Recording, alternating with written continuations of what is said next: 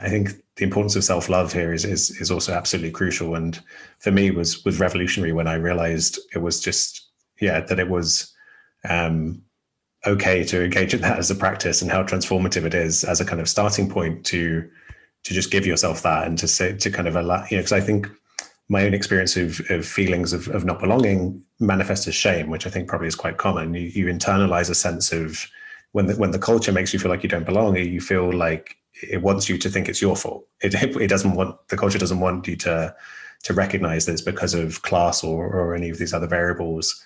It wants you to think it's your own fault. So you end up feeling shame, and you feel like you're not deserving. And then if you just grant yourself that self-love, which we all deserve, for me at least, it unlocked an entire process of healing this trauma. And yeah, you write about that in the book as well, right?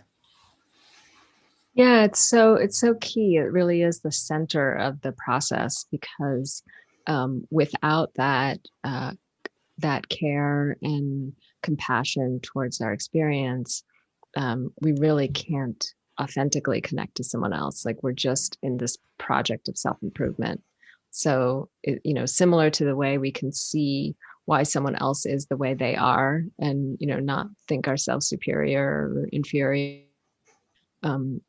In comparison, there's a way in which, when we can really acknowledge like everything that has happened along the way to bring us to this point, like there's the opportunity to kind of start again, and to not repeat those patterns, and to not repeat that conditioning requires really this sense of care and love for ourselves, because we want to move forward in that way.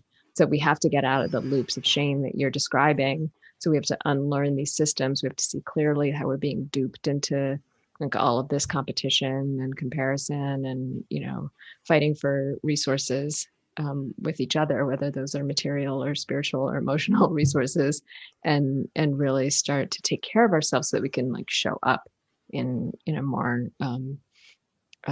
authentic but also useful way for the greater good, really.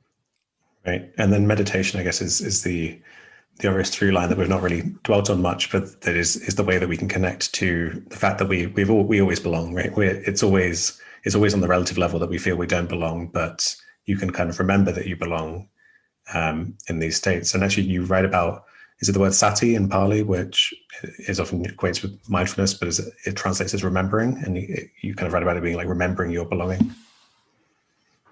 Yeah. So yeah, we coined this term, or someone created this term, translation of mindfulness. And in many ways, it's useful. Like, it is a good term for understanding some aspects of this, but it doesn't really speak to the holistic nature of this practice. So that it's actually not just about meditation, first of all, like formal meditation practice, but it's a capacity to have this holistic awareness of our experience that really is grounded in the body. And the first foundation, classically, of mindfulness is the body, including the elements, and these other ways of knowing our body beyond just our traditional like body scans. But it really is this like comprehensive awareness of like what we're thinking, what we're feeling, what we're sensing, and all the patterns of that process.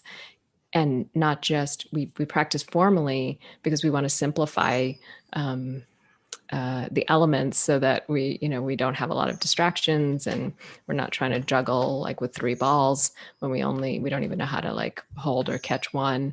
And then we start to really bring this awareness into our daily lives. And so meditation becomes kind of the lab, or kind of the training ground, or the scales that we practice, so that we can kind of play the full symphony when we are out in the world, out in our lives.